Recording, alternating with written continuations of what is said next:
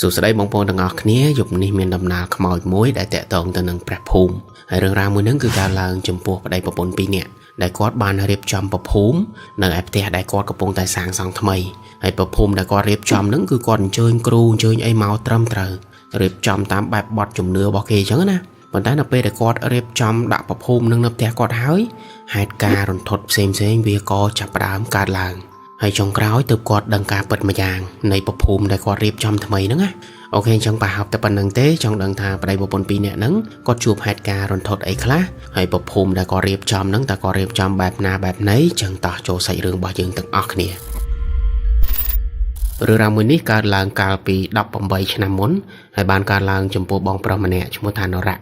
ប៉ុន្តែមុនពេលដែលបងរ៉ាគាត់និយាយសាច់រឿងរបស់គាត់ណាគាត់ក៏សូមនិយាយពីប្រវត្តិផ្ទះរបស់គាត់សិនដោយគាត់ថាផ្ទះដែលកើតហេតុហ្នឹងណាពីមុនគឺជាផ្ទះរបស់ម៉ាក់គាត់ហើយគាត់ហ្នឹងមានបងប្អូន3នាក់ប្រុស2ស្រី1ហើយបងរ៉ាហ្នឹងគាត់ជាកូនពៅរហូតដល់បងរ៉ាហ្នឹងគាត់ធំទៅបានម៉ាក់គាត់ហ្នឹងផ្ទេរមរតកផ្ទះមួយហ្នឹងមកឲ្យគាត់ដោយថាពេលដែលបងរ៉ាមានគ្រួសារមានអីបងរ៉ាទៅនៅផ្ទះហ្នឹងទៅប៉ុន្តែពេលដែលម៉ាក់គាត់បកគលផ្ទះហ្នឹងឲ្យបងរ៉ាគាត់អត់តន់ទៅនៅទេណាគាត់នៅផ្ទះម៉ាក់គាត់ធម្មតាអញ្ចឹងទៅហើយផ្ទះដែលម៉ាក់គាត់ឲ្យហ្នឹងគាត់ក៏អត់តន់ទៅនៅអត់តន់ទៅអីដែរកាលនោះណាគឺគ្រាន់តែម៉ាក់បកគលឲ្យហើយទុកចោលអញ្ចឹងទៅហើយស្រាប់តែរហូតដល់ពេលដែលបងរ៉ាហ្នឹងគាត់មានគ្រួសារ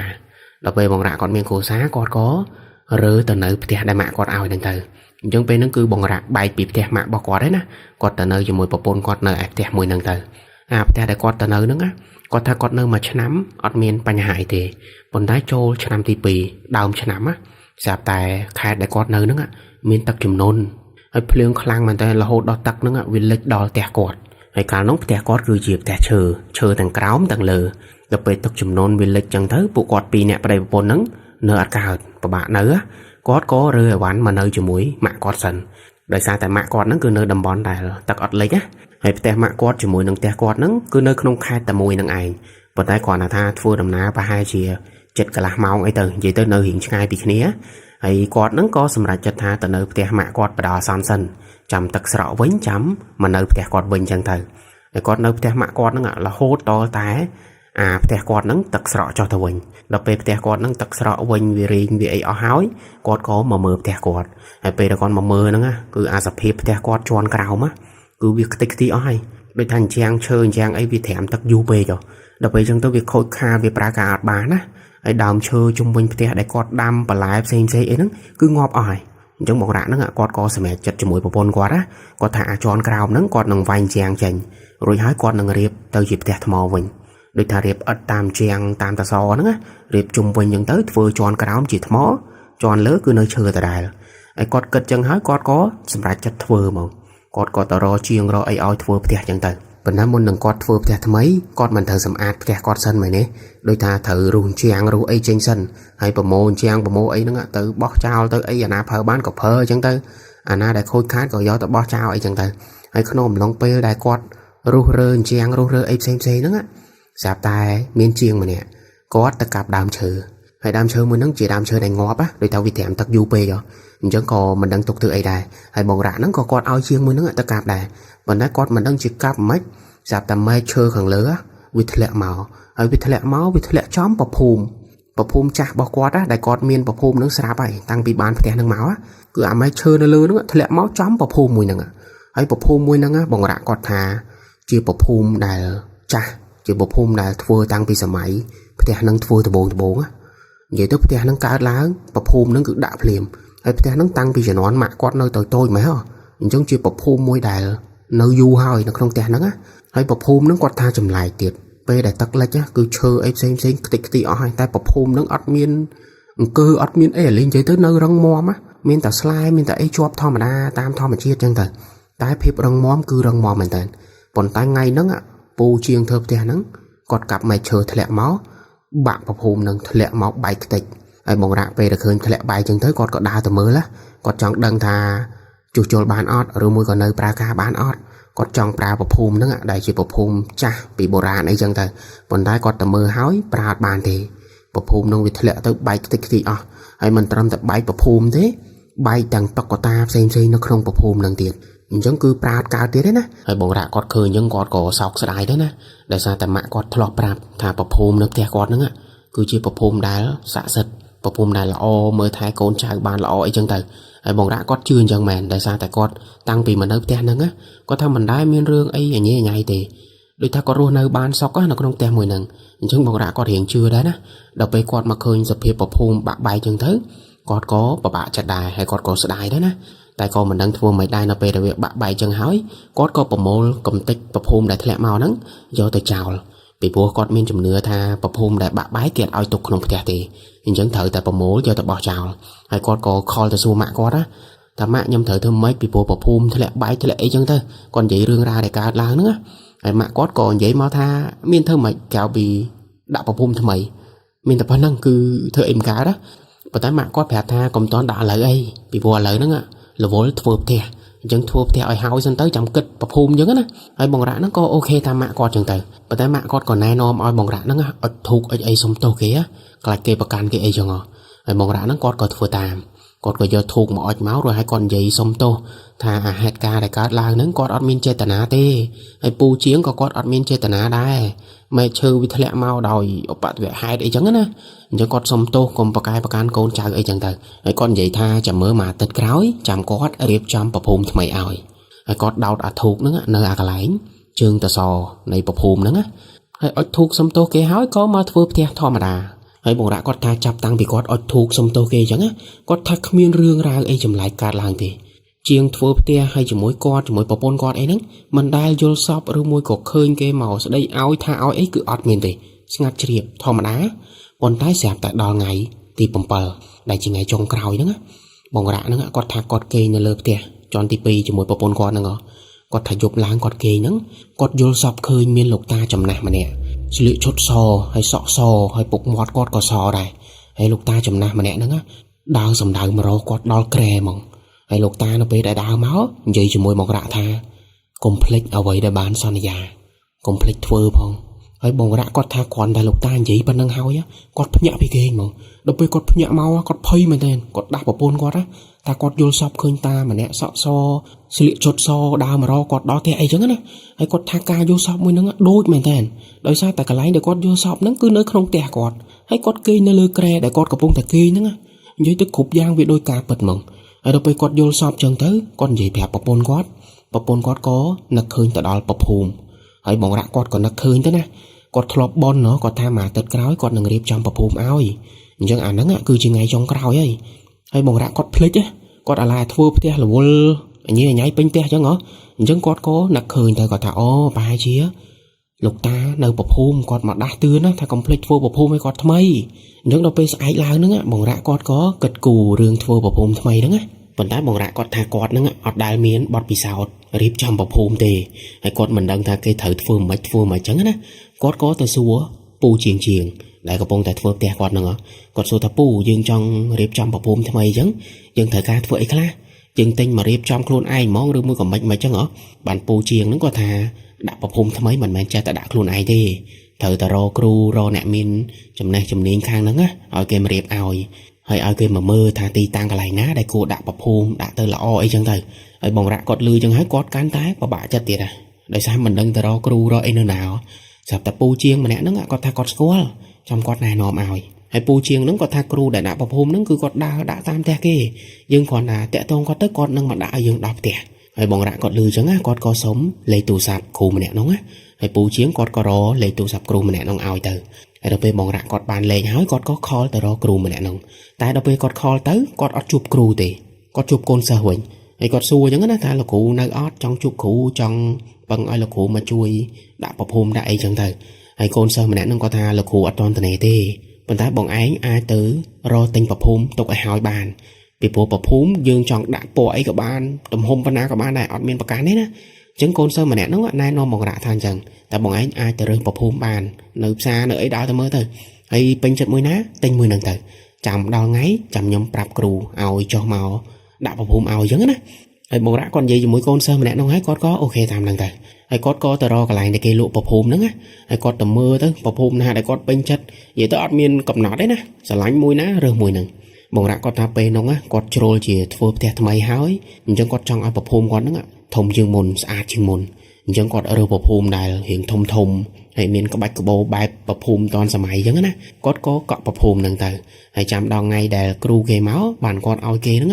ដឹកប្រភូមិហ្នឹងមករួចហើយទៅឡើងនៅផ្ទះចឹងទៅហើយរហូតដល់ថ្ងៃដែលត្រូវកំណត់គាត់ខលទៅគ្រូម្នាក់ហ្នឹងម្ដងទៀតខលទៅជួបសិស្សដដែលហើយសិស្សម្នាក់ហ្នឹងនិយាយដូចដើមថាលោកគ្រូអត់តន់តនេទេចាំថ្ងៃនេះចាំគ្រូម្នាក់ហ្នឹងចុះមកហើយបងរ៉ាក់ដល់ពេលអញ្ចឹងគាត់មិនដឹងជាធ្វើម៉េចដល់ពេលគ្រូគេអត់តនេយើងក៏មិនដឹងធ្វើម៉េចដែរមែនទេបងរ៉ាក់ហ្នឹងបានតែត្រឹមអុជធូបសុំទោសអ្នកតាដែលនៅប្រភូមិគាត់ហ្នឹងប្រភូមិចាស់បងរ៉ាក់អុជធូបសុំទោសអញ្ចឹងទៅថា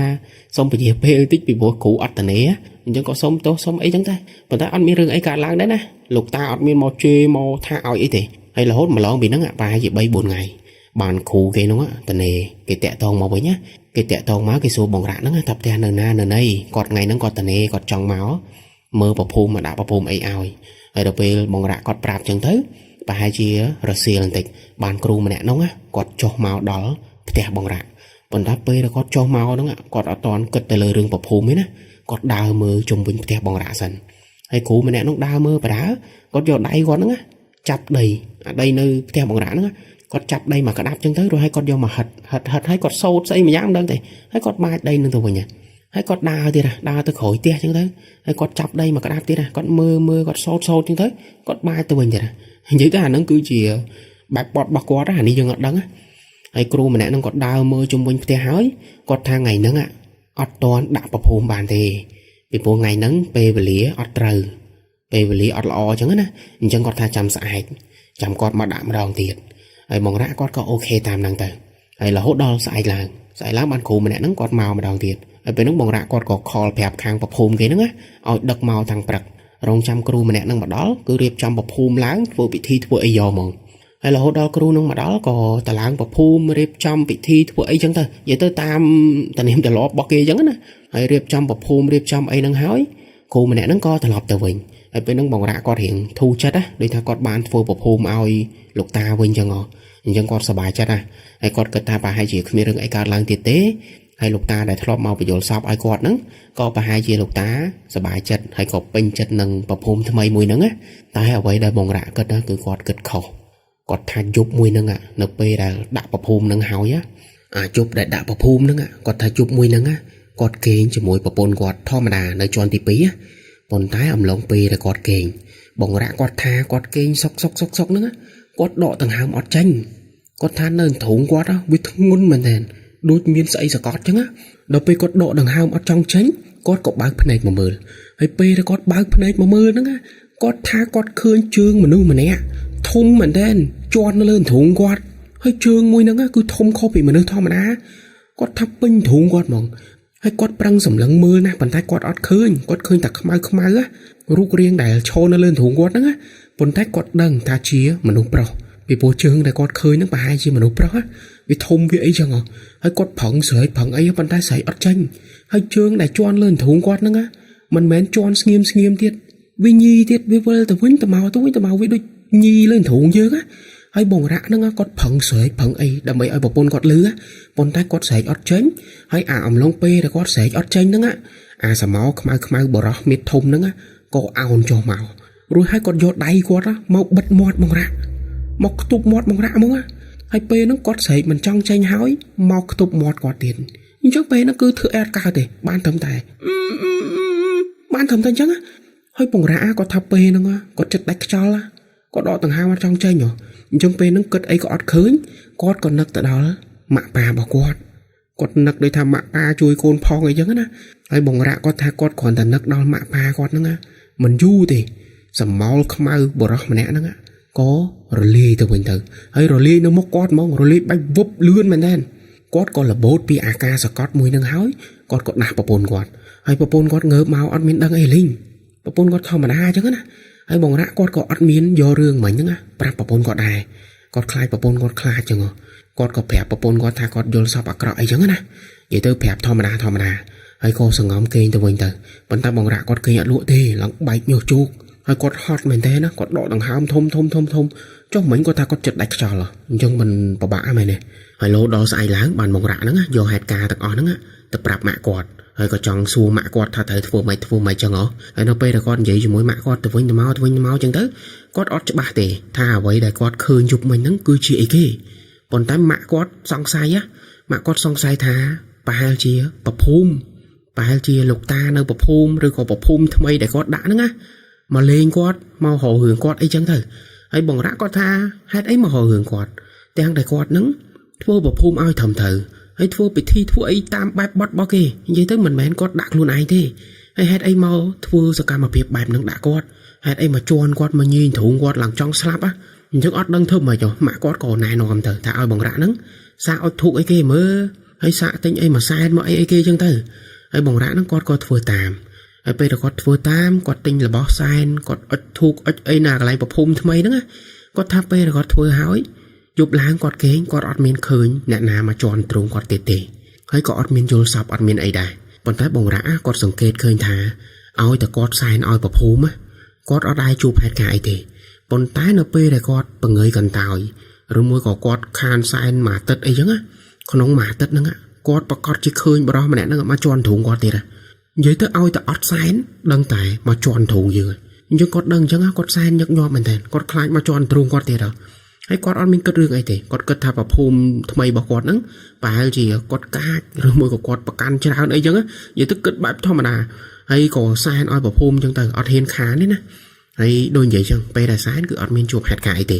រហូតដល់ផ្ទះរបស់គាត់ហ្នឹងធ្វើហើយហើយនៅពេលដែលផ្ទះគាត់ធ្វើហើយគាត់ក៏មានពិធីឡើងផ្ទះថ្មីចឹងណានិមន្តលោកនិមន្តអីមកឲ្យប្រោះព្រំផ្ទះហ្នឹងឲ្យតែជាក់ទៅជុំហើយម៉ាក់គាត់បងស្រីគាត់អីហ្នឹងក៏មកចូលរួមពិធីនៅផ្ទះគាត់ហ្នឹងដែរហើយពេលដែលព្រះសង្ឃនិមន្តមកដល់ផ្ទះគាត់ព្រះសង្ឃអត់មានសង្ឃលេខាអីចម្លែកទេនិយាយទៅព្រះសង្ឃនិមន្តមកសូត្រមន្តសូត្រអីចឹងទៅរហូតប្រោះព្រំផ្ទះឲ្យទៅជាក់ទៅជុំអីធម្មតាហើយក៏និមន្តទៅវិញអត់មានអ្វីចម្លែកទេណាហើយពេលហ្នឹងបងប្អូនទាំងអស់គ្នាក៏ត្រឡប់ទៅផ្ទះវិញទៅហើយបងរ៉ាជាមួយនឹងប្រពន្ធគាត់ហ្នឹងក៏ប្រើជីវិតនៅក្នុងផ្ទះហ្នឹងតាមធម្មតាហើយបងរ៉ាគាត់ថាពេលដែលគាត់ធ្វើផ្ទះហ្នឹងហើយប្រពន្ធគាត់ក៏ចាប់ផ្ដើមមានផ្ទៃពោះហើយមានផ្ទៃពោះទៅមុខប្រហែលជា 4-5 ខែស្រាប់តែថ្ងៃមួយពេលហ្នឹងពេលល្ងាចគាត់សង្កេតឃើញថានៅមុខផ្ទះគាត់ហ្នឹងមានយាយចំណាស់ម្នាក់ឈរនៅខាងមុខផ្ទះប៉ុន្តែមិនមែនឈរនៅមុខលបងយើងហ្មងទេណាគាត់ឈរបែបចំហៀងអីចឹងទៅហើយគាត់ដើរទៅវិញទៅមកល្ងាចហ្នឹងហើយពេលហ្នឹងបងរ៉ាគាត់ក៏អត់បានទៅសួរយាយម្នាក់ហ្នឹងឬក៏ទៅមើលទៅអីចិត្តទេណាពេលហ្នឹងបងរ៉ាគាត់នៅជាន់ទី2គាត់ថាអ្វីដែលគាត់ឃើញគឺអញ្ចឹងហើយឃើញអត់សូវច្បាស់ទេដោយសារតែនៅតាមខេត្តនៅតាមជនបទបងប្អូនដឹងហើយកាលនោះគឺអងឹតឆឹងនឹងនៅតាមផ្លូវគ្មានភ្លើងគ្មានអីតាមផ្លូវទេគាត់ថាដំណើររបស់យាយម្នាក់ហ្នឹងគឺជាមនុស្សចាស់ហើយសក់គាត់រៀងកធិងកធើងហើយអាវពណ៌ខ្មៅហើយសរងអីតាមយាយចំណាស់ធម្មតាអញ្ចឹងទៅហើយបងរ៉ាគាត់ឃើញអញ្ចឹងគាត់ក៏អត់មានខ្វល់ខ្វាយអីទេគាត់ចូលមកក្នុងផ្ទះធម្មតាប៉ុន្តែប្រពន្ធបងរ៉ាពេលហ្នឹងគាត់នៅជាន់ក្រោមហើយអានេះបងរ៉ាគាត់មកដឹងពេលក្រោយប្រពន្ធគាត់ថាពេលហ្នឹងគាត់នៅជាន់ក្រោមហើយគាត់នៅជាន់ក្រោមគាត់ឃើញយាយចំណាស់ម្នាក់ហ្នឹងដើរនៅមុខផ្ទះដូចបងរ៉ាឃើញអញ្ចឹងប៉ុន្តែពេលដែលប្រពន្ធគាត់ឃើញគឺយាយចំណាស់ម្នាក់ហ្នឹងគាត់មកឈប់នៅមុខផ្ទះគាត់មកឈប់ណាកន្លែងលបងឈប់នៅមុខកន្លែងលបងហ្នឹងហើយយាយចំណាស់ម្នាក់ហ្នឹងគាត់អើតកចូលមកសួរគាត់សួរមានណានៅអត់ហើយប្រពន្ធបងរ៉ាឃើញអញ្ចឹងគាត់ក៏ដើរទៅសួរយាយម្នាក់ហ្នឹងថាយាយរកពីណាគេហើយប្រពន្ធគាត់ចូលទៅចិត្តបានឃើញថាយាយម្នាក់ហ្នឹងសភាពគាត់ស្គមហើយគាត់ជាយាយចំណាស់ម្នាក់ដែលសក់កធិងកធើងនិយាយទៅគាត់មិនដឹងជាទៅធ្វើអីមកសភាពគាត់ប្រឡាក់នោះហើយសម្លៀកបំពាក់គាត់ក៏ខិចដែរប៉ុន្តែពេលដែលប្រពន្ធបងរ៉ាទៅសួរគាត់ទៅបានយាយម្នាក់ហ្នឹងគាត់ប្រាប់ថាគាត់ឃ្លានទឹកគាត់អត់មានអីញ៉ាំប្រហែលថ្ងៃហើយគាត់ឃ្លានទឹកគាត់សុំអីញ៉ាំផងអញ្ចឹងទៅហើយប្រពន្ធបងរ៉ាដូចថាគាត់អាណិតគាត់ក៏នាំយាយម្នាក់ហ្នឹងដើរចូលមកហើយផ្ទះថ្មីរបស់គាត់ហ្នឹងអត់មានកន្លែងអង្គុយនៅខាងមុខផ្ទះទេដូចថាគាត់រៀបអញ្ជាងជុំវិញអាតសោខាងក្រោមហ្នឹងដល់ពេលអញ្ចឹងទៅខាងមុខផ្ទះអត់មានកៅអីអង្គុយអត់មានអីទេហើយដល់ពេលអត់មានអញ្ចឹងទៅគាត់ក៏នាំយាយម្នាក់ហ្នឹងចូលទៅក្នុងផ្ទះហ្មងទៅដោយសារខាងក្នុងផ្ទះមានក្រែមានកៅអីមានអីអង្គុយអញ្ចឹងហៅយាយម្នាក់ហ្នឹងចូលទៅក្នុងផ្ទះអង្គុយនៅលើក្រែទៅហើយគាត់ក៏ដួសទឹកដួសអីឲ្យយាយម្នាក់ហ្នឹងពិសាហើយមកសទុះបានបងរ៉ាហ្នឹងគាត់ចុះមកក្រោមគាត់ក៏ឃើញយាយម្នាក់ហ្នឹងអង្គុយនិយាយជាមួយប្រពន្ធគាត់ហើយគាត់ភ្ញាក់ព្រឺតពីព្រោះល្ងាចមិញគាត់ឃើញយាយម្នាក់ហ្នឹងដើរនៅមុខផ្ទះ sập ta mà sợ tu nó có cho mà khổm có khơi dây mà nè nó không tè cọt chẳng con mình hình nhẹ mày này ai con có xôi dây mà nè nó tới thà nà kia ai mạch bàn mà đào một tè nhom là nghe mình nhom khơi tăng bị là nghe tại nhom mặt bàn hao nhom mặt đăng ta dây anh nà kia nhom mặt đại khơi ở đại square chẳng tới bàn dây mà nè nó còn prap tha con mình men chỉ nè nó không phôm nâng tê ai con clean con ọt ấy nhám con sấy tắc con trong sông tắc sông ấy bảo pôn một rã nhám nữa ai phụ con giấy kia từ bên từ mau đi tha xua nom á hay đẹp tẹt chẳng á ai bảo pôn một rã nó có tự đua mà hô đua bay ai lục dâyไปxa thầy vậy tới cứ chia lục dây chồng na mà nè đại là cụ đó đó pe nóng á ai đâu pe lục dây nữa bàn mà hô bàn ai nó pe là bảo pôn còn lơ máu á lục dây tới chia ọt bị xa mình lục dây đôi thang cùi mơ bay cùi mơ chẳng á quát ọt bị xa bay nằng thì quát cái tập pi nơi nghiêm đôi khi cầm lăng không biết ai chẳng ở pe nó mấy vì căn là ngất từ vì căn là giúp từ bộ quát nó có ọt trong ao lục giấy đào từ tiêu bên cồn ai đây bồng rạ nó có thà quát nắng chun lục dây tao vinh tia lục dây nơi ná chẳng quát chun tao á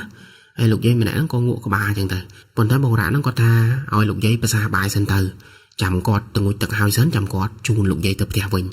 hay bồng rạ còn vậy hói quát có tục bờ pôn quát nắng ao coi vậy kia chỉ mỗi lục dây nó lơ kre đằng từ hay bồng rạ quát có chỗ từ ngồi tật nó không bờ tục tật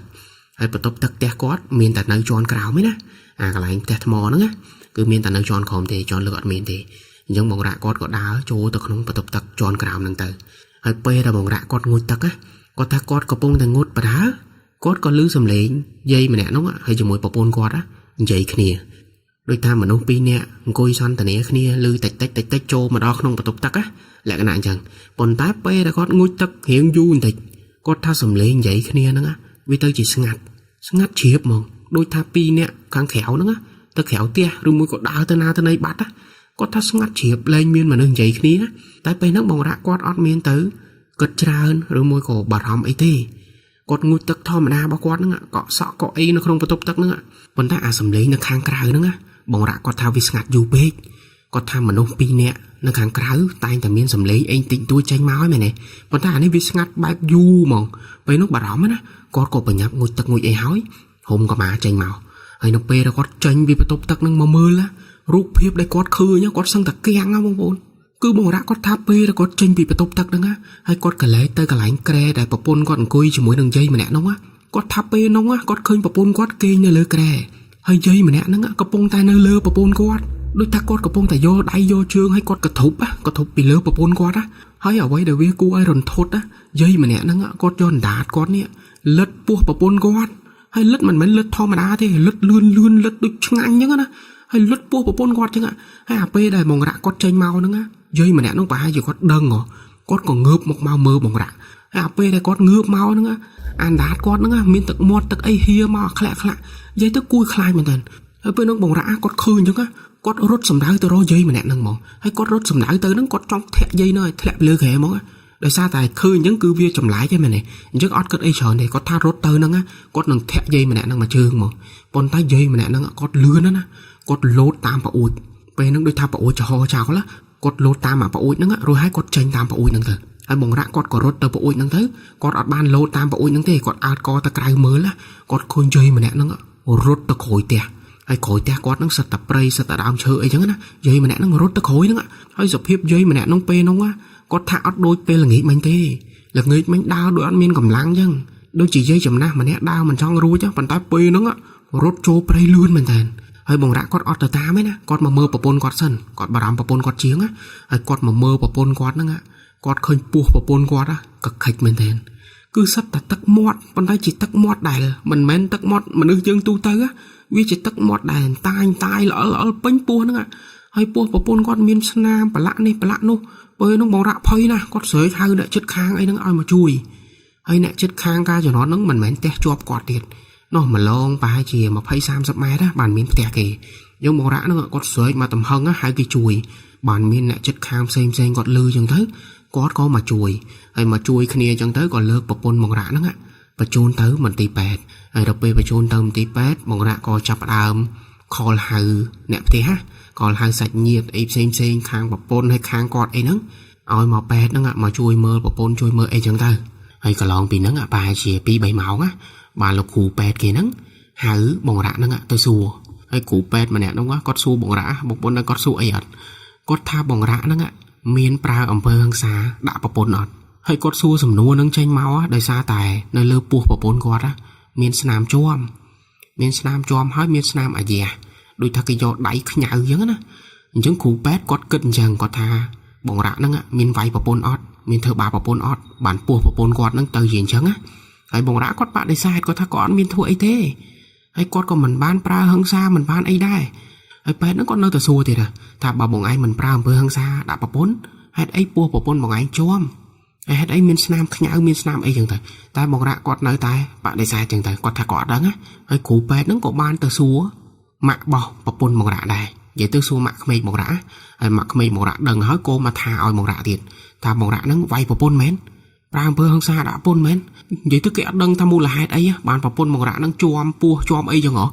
hay bập bồn bỏng rạไปnó có toàn đằng khluồn đâu bây giờ tới nè đại mà rong kêu nó cứ bỏng rạ nè hay bỏng rạ có toàn dây rương dây mà nè nó prap kê tê đại sa tài có khai kẹt chứa cái thà có chuột mày đấy hay có vô rương nó tập prap pet đây khai pet thải có rồi có khai pet nó thà có nó bật đặt rương mau ấy chứ nè chứ đâu bây giờ tới mà nè xong xài bỏng rạ đây đâu bây bỏng rạ có tụm bá á có prap mạ mày có từ có dây bị rương dây mà nè đại chộp thì còn là nghịch mấy nữa còn dây tăng bị đau là hốt đo chọp nữa hay mạ mày bỏng rạ có lư chứng có mình sơi chưa mà đây là hốt đó bập bồn bỏng rạ nó đằng khluồn mà với nhá bàn bập bồn bỏng rạ nó do rương nó prap tới mạ quạt pe nó bàn mạ quạt chưa từ hay rương đại bập bồn bỏng rạ prap á có thà pe nó pe đại bỏng rạ quạt có bông tại ngôi tắc nó không bắt tục ta cỏ pe nó mình bập bồn quạt cho mùi nâng dây mà nè nó cùi này lời kre mày nè hay bập bồn có thang cùi từ bốn ắt miên pa nhà hai thì thó mà đa vậy kia từ bốn từ mò con tái sẹp tài mà lo vì nó bài chỉ mà này ti ấy thì lên dây mà nè nóng mong cùi chật bập bồn bỏng rạ mong cùi chật hói có cho đầy quạt nữa mong ai pu quạt đại là có bông tại po pu pram mỗi khai nữa ai hói dây mà nè nó có xua tham mày ôn pu thông bà bạn khai hói hay bập bồn bỏng rạ nó có phép tới tha bà hai chị pram mỗi khai hói ai dây mà nè nó có tha pu còn ai xa ra có ô ba ngồi ngã nha có gì chứ có gì play chứ hay bập bồn bỏng rạ pe nó có hiện chậm lại chặt đài bàn tay cọt ót bán đằng dây mà nè nó từ ngay vậy thế nè bị bôi dây mà nè nó còn ai pu quạt thò mà đá nè ai ba tích á tay còn là tha con gì chậm lại còn tay còn ai ban màn tích chân tới dây mà nè nó có chặt đá ấm liên đát trên màu hay có liên đát nó có lật mọt có đó có lật ba lạng đã tha có clean có đôi hê tặc mọt hê ấy chứ nè hay có tha ỏng lông pe đầy dây mà nè nó ai pu quạt á có tha du tới có ót miền đằng khluồn att có đôi bắt bong smart đấy á hay có bắt đây khluồn đây từ mỏng taiรูปភាពដែលគាត់ឃើញចុងក្រោយគាត់ថាគាត់ឃើញយាយម្នាក់ហ្នឹងកំពុងតែមកលើខ្លួនគាត់ដូចថាកំពុងតែវាមកលើខ្លួនគាត់ហើយយកអណ្ដាតហ្នឹងលិតពោះគាត់តែអាហ្នឹងគឺជារូបភាពចុងក្រោយដែលគាត់ឃើញគាត់ថាក្រោយពេលដែលគាត់ដឹងថាយាយម្នាក់ហ្នឹងលិតពោះគាត់ហើយគឺគាត់បាត់បង់ស្មារតីគាត់សន្លប់ឈឹងហើយបានចូលទៅដល់រូបភាពដែលបងរ៉ាឃើញហ្នឹងបងរ៉ាចេញពីបន្ទប់ទឹកមកបានឃើញរូបភាពដែលខ្ញុំនិយាយចឹងទៅហើយដល់ពេលពួកគាត់និយាយរឿងរ៉ាវហ្នឹងប្រាប់ម៉ាក់ក្មេងគាត់ហើយបានម៉ាក់ក្មេងបងរ៉ាហ្នឹងថាយាយម្នាក់ហ្នឹងប្រហែលជាធ្មប់បើមិនធ្មប់ក៏អាបតាមជំនឿពួកគាត់ពេលហ្នឹងគាត់គិតថាយាយម្នាក់ហ្នឹងអញ្ចឹង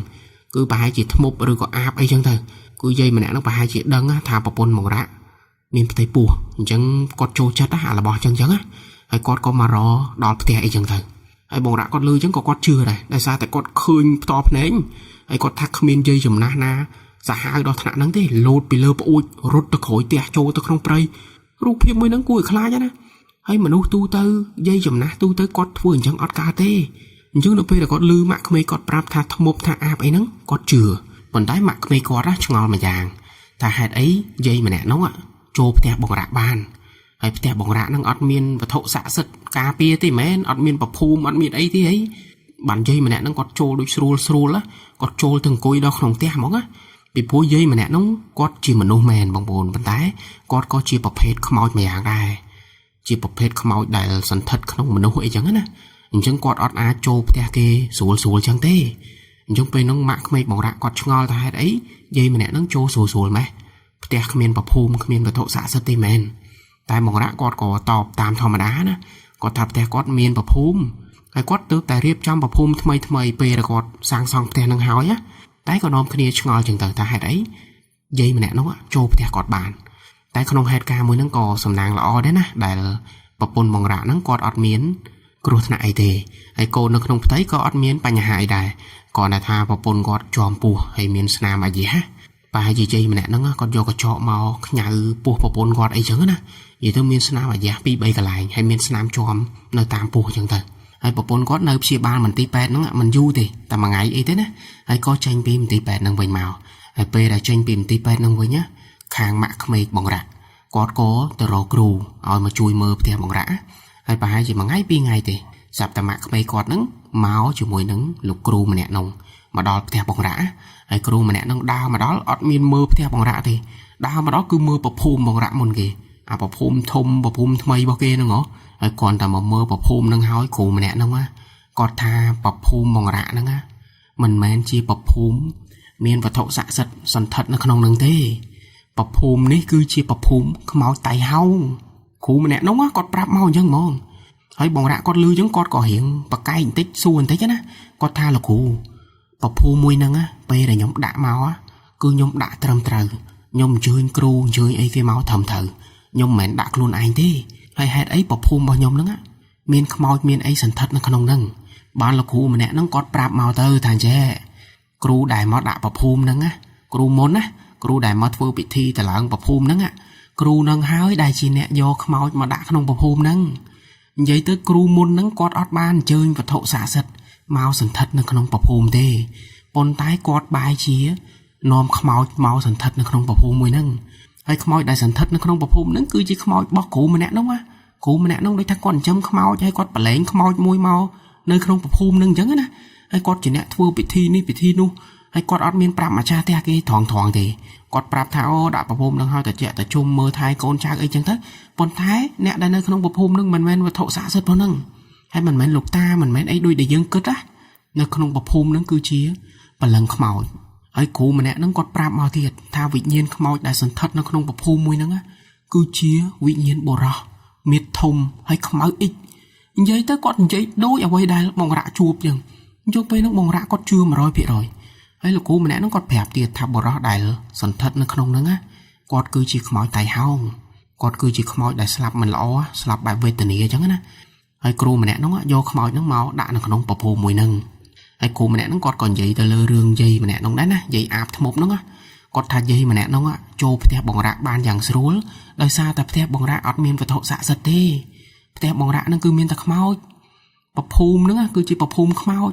អញ្ចឹងខ្មោចគាត់មិនមកមើលការពារយើងមែនទេអញ្ចឹងដល់ពេលគាត់អត់ការពារយើងយាយម្នាក់ហ្នឹងគាត់ក៏ចូលផ្ទះបងរ៉ាបានយ៉ាងស្រួលអញ្ចឹងទៅហើយហេតុការណ៍ផ្សេងដែលកើតឡើងហ្នឹងគឺវាអញ្ចឹងគឺផ្ទះអត់មានវត្ថុស័ក្តិសិទ្ធិជួយហើយលោកតាដែលបងរ៉ាធ្លាប់យល់សពតាំងពីដំបូងលោកតាដែលនៅប្រភូមិចាស់លោកតាហ្នឹងក៏លែងនៅនឹងដែរដោយសារតែគ្រូមុនហ្នឹងគាត់ធ្វើពិធីដោយថាគាត់បណ្ដេញលោកតាម្នាក់ហ្នឹងចេញឬមួយក៏មិនអញ្ចឹងណាអានេះយើងអត់ដឹងគាត់ថាពេលហ្នឹងគឺគ្រូថ្មីមកហ្នឹងគាត់ថានៅផ្ទះបងរ៉ាហ្នឹងអត់មានវត្ថុស័ក្តិសិទ្ធិនៅទ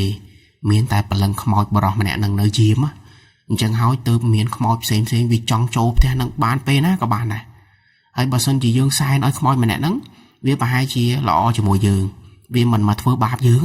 ប៉ុន្តែបើសិនជាយើងអត់សែនឲ្យវាទេអាខ្មោចដែលនៅសន្ធិដ្ឋក្នុងប្រភូមិហ្នឹងវានឹងមកលេងយើងវាមកប្រមានយើងហើយអាហ្នឹងគឺជាពាក្យសម្ដីរបស់គ្រូខាងម៉ាក់ក្មេកគាត់ហ្នឹងនាំមកហើយដល់ពេលគាត់លឺចឹងទៅគាត់ក៏ឲ្យគ្រូម្នាក់ហ្នឹងជួយបណ្ដេញវិញ្ញាណប្រុសម្នាក់ហ្នឹងចេញហើយជួយរៀបចំប្រភូមិថ្មីអីគាត់ធ្វើពិធីថ្មីអញ្ជើញវត្ថុស័ក្តិសិទ្ធិអញ្ជើញអីមកសន្ធិដ្ឋមកអីដូចមុនចឹងទៅតែបងរ៉ាគាត់ទៅរកប្រភូមិថ្មីអាប្រភូមិដែលតឡើងលើកមុនហ្នឹងយកចេញហើយលើកហ្នឹងទៅទិញថ្មីធំជាងមុនស្អាតជាងមុនទៀតហើយឲ្យគ្រូខាងម៉ាក់ក្មេកគាត់ហ្នឹងជួយធ្វើពិធីធ្វើអីតាមបែបបទរបស់គេចឹងទៅហើយបងរ៉ាគាត់ថាក្រោយពេលដែលគាត់ធ្វើពិធីតឡើងប្រភូមិលើកទី2ហ្នឹងហើយគាត់ថាមានយប់មួយគាត់គេងយល់សពគាត់ថាក្នុងយល់សពរបស់គាត់ហ្នឹងគាត់គេងជាមួយប្រពន្ធដូចធម្មតាចឹងប៉ុន្តែពេលដែលគាត់បើកភ្នែកមកគាត់ឃើញមានលោកតាម្នាក់ស្លៀកឈុតសសក់សហើយពុកមាត់សមកអញញឹមដាក់គាត់ណាកន្លែងក្រែគាត់គេងហ្នឹងហើយបងរ៉ាគាត់ថាគាត់ឃើញរូបភាពមួយហ្នឹងគាត់ភ្ញាក់ពីគេងហ្មងគាត់ដូចថាគាត់ភ័យពេកប៉ុន្តែពេលដែលគាត់ភ្ញាក់ពីគេងហ្នឹងមកគាត់ក៏នឹកឃើញថាលោកតាដែលគាត់យល់សពហ្នឹងគឺជាលោកតាដែលនៅប្រភូមិចាស់និយាយទៅលោកតាដែលសន្ធិដ្ឋនៅក្នុងប្រភូមិចាស់ហ្នឹងឥឡូវគាត់ត្រឡប់មកវិញគាត់មកនៅក្នុងប្រភូមិថ្មីវិញអាហ្នឹងអ្វីដែលបងរ៉ាគិតដោយសារគាត់យល់សពឃើញអញ្ chứ con mình cận chăng mày này con cất ta ô lục ta mau với nhơi lục ta mau mơ thái con trai với nhau chẳng á ta con ta con phù sự bỏ nào bằng bố nuôi con chưa xong khơi lục ta con phù sự bỏ là tái không phiệp phù sự bỏ mùi nắng con có sẽ bài chặt đai đời xa tại lục ta nới cho mũi con dù hơi hay là lợi ní con cất ta lục ta ta lọt mau bình lục ta mau bây giờ sập ấy con khơi như con đằng chẳng á nhưng con có sẽ bài chặt đai ấy con có tin là bó tính em màu xanh oi lục ta chia phải chạm riêng ro thầy sơ lắm á ấy mong rạ con ta chập tăng bị bê nông máu con có mình đái chụp rừng rào chầm lại ấy tiệt đài vậy tới con sầm nàng là ó đại bàn kêu khang mạng mình mà chui á hay kêu khang mạng mình nó bài gì chơi lục ta mau quỳnh những á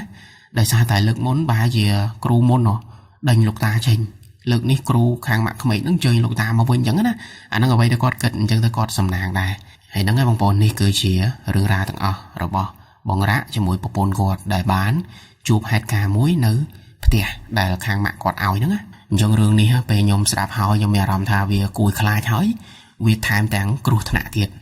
vì cừu thạ thoáng tha dương trong tà láng bọc hôm thay nơi tiệt bỏ dương ở dương tới dương cừu oi mà chuối thua bị thị ở dương còn ta dương ót đăng tê ta cừu để dương tân chơi nữa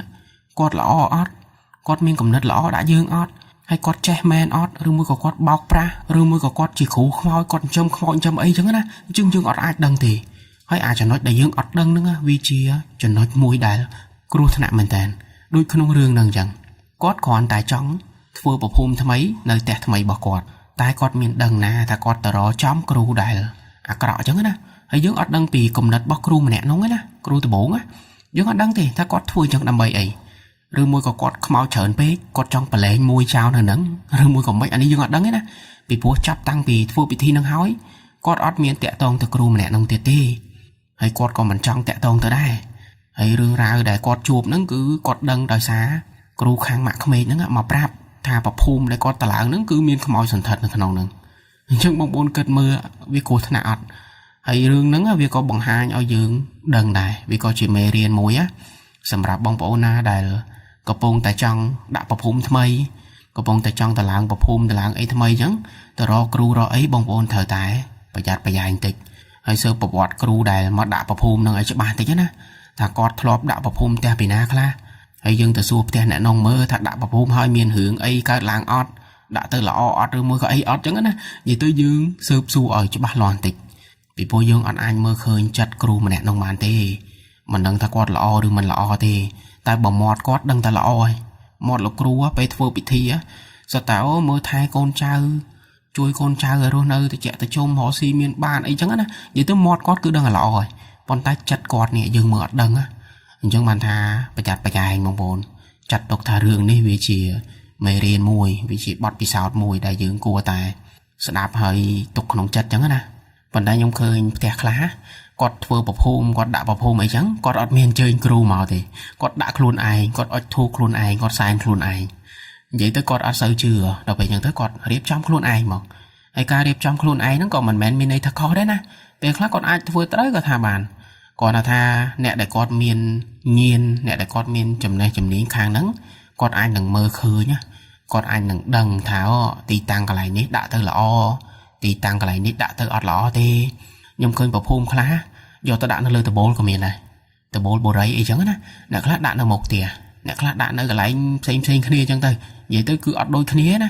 bông bồn cùng cất tháo tè kì đạn trắng dương thật đã tham kì về khá cứ khó nè đại sao tại tì tăng niệm mối cứ khó nè chẳng bị nhiên rồi khổ và thổ xạ sật đài nơi không bọc hùm nắng có chất khó nè này mày này anh ấy bà dương vậy đôi mà nơi chẳng á đây ta có chất khó nè có trôi chất nơi ní dương ta đạn ở nó chẳng có mình ọt sẽ bài chất trước thơm mạch bàn dương đằng ta quạt bình chất cả lại nà trước mình thời ta rò cừu đại kia ai ta nẹ ta nó ban cái miên nhiên cái miên ấy trắng cái chui bạp dương chẳng tay tại chỉ chùm nưới na bông bồn mình chưa tới nhưng khi phải khác cái ọt tầng miên bọc hôm hơn nè cái nơi ta rò ban miên bà nhà hại phòng mày nè chắc anh ấy vì cứ chùm nứa bọc cồn vì cứ chỉ chùm nứa to luôn mình chưa sẽ đạp cầm sànហើយបើយើងនិយាយទៅលោកយាយចំណាស់ម្នាក់នោះណាគឺលោកយាយចំណាស់ម្នាក់នោះអត់មានតាក់ទងនឹងប្រភូមិទេណាលោកយាយម្នាក់នោះគាត់ជាប្រភេទប្រភេទធ្មប់អីចឹងទៅដែលគាត់ដឹងថាប្រពន្ធមករៈហ្នឹងពោះធំហើយគាត់ដឹងគាត់ចង់មកស៊ីកូនមករៈអីចឹងណាអានេះតាមជំនឿបងប្អូនប្រកាសជាធ្លាប់ឮហ្នឹងមែនទេ ថាពពួកធ្មប់អីហ្នឹងគាត់ចូលចិត្តណាស់អាកូនគេអាពវៀនពូតាំងអីហ្នឹងគាត់ចូលចិត្តណាស់អញ្ចឹងប្រហែលជាគាត់ដឹងថាប្រពន្ធមករ៉ាហ្នឹងកំពុងតែមានផ្ទៃពោះហើយផ្ទះប្រពន្ធមករ៉ាហ្នឹងអត់មានវត្ថុស័ក្តិសិទ្ធិអីការពារទេអញ្ចឹងយាយហ្នឹងគាត់ដឹងគាត់ក៏មករហ្មងទៅហើយមករដល់មុខផ្ទះហើយចេះមកស្រែកហៅគេដល់មុខផ្ទះទៀតអញ្ចឹងសាហាវមែនតើប្រភេទធ្មប់ហ្នឹងខ្ញុំស្ដាប់ប្រហែលរឿងហើយគឺគួរឲ្យខ្លាចមែនតើដោយសារតែគាត់មកជារូបរាងមនុស្សប៉ុន្តែមនុស្សគាត់ហ្នឹងគឺមានមន្តអាគមមានអីនៅក្នុងខ្លួនណាអញ្ចឹងគួរឲ្យខ្លាចណាស់ហើយប្តីប្រពន្ធពីរនាក់គាត់ឃើញយាយចំណាស់ស្គមមិនសូវមានកម្លាំងអញ្ចឹងគាត់មានតែគិតអីគាត់គិតតែពីអាណិតណាគាត់ក៏ដួសទឹកដួសម្ហូបដួសអីញ៉ាំអញ្ចឹងទៅប៉ុន្តែមានណាពេលដែលឃើញយាយម្នាក់ហ្នឹងបញ្ចេញរូបរាងពិតរបស់គាត់មកបានដឹងថាគួរឲ្យខ្លាចមែនតើសិតតលោតតាមប្អួចផ្លោះទៅហើយរត់ចូលទៅព្រៃខាងក្រោយបងប្អូនគិតមើលរូបភាពហ្នឹងជារូបភាពមួយដែលសាហាវមែនតើណាអានេះបើសិនជាមានកាមេរ៉ាសុវត្ថិភាពចាប់បានអីមិនដឹងមិនទេមែនទេរូបរាងយាយចំណាស់ម្នាក់ស្គមរត់លឿនអីចឹងអូយគួរខ្លាចហ្នឹងហើយបងប្អូនអញ្ចឹងយាយម្នាក់ហ្នឹងអត់មានតាក់ទងនឹងប្រភូមិទេណាគាត់ជាធ្មប់មកពីខាងណាខាងណីយើងមិនដឹងទេហើយបើកន្លែងប្រពន្ធគាត់ស្លាប់ហ្នឹងខ្ញុំគិតថាប្រហែលជាប្រពន្ធមករ៉ាហ្នឹងត្រូវសណ្ដំរបស់យាយម្នាក់ហ្នឹងហ្នឹងប្រហែលជាយាយម្នាក់ហ្នឹងគាត់មានមន្តអាគមអីរបស់គាត់ចឹងអញ្ចឹងគាត់ផ្លុំអាសណ្ដំរបស់គាត់ហ្នឹងដាក់ប្រពន្ធមករ៉ាទៅប្រពន្ធមករ៉ាក៏ចាប់ផ្ដើមបាត់បង់ស្មារតីម្ដងតិចហើយយាយម្នាក់ហ្នឹងគាត់ក៏ធ្វើអ្វីដែលគាត់ចង់ធ្វើចឹងទៅនិយាយទៅគួរខ្លាចមែនតើអូខេអញ្ចឹងរឿងរ៉ាវរបស់គាត់មានតែប៉ុណ្្នឹងទេហើយសម្រាប់បងប្អូនណាដែលទើបតែចូលមកមើលថ្មីឬក៏ទើបតែស្គាល់ Channel របស់ខ្ញុំកុំភ្លេចជួយចុច Like Subscribe ហើយសញ្ញាកណ្ដឹងឲ្យខ្ញុំម្នាក់មួយមកដើម្បីតាមដានដំណើរខ្មោចរបស់ពួកយើងបន្តទៀតអរគុណច្រើនដែលចំណាយពេលវេលាដ៏មានតម្លៃសម្រាប់វីដេអូនេះតាំងពីដើមរហូតដល់ចប់ជួបគ្នានៅដំណើរខ្មោចក្រោយៗទៀតបាយបាយ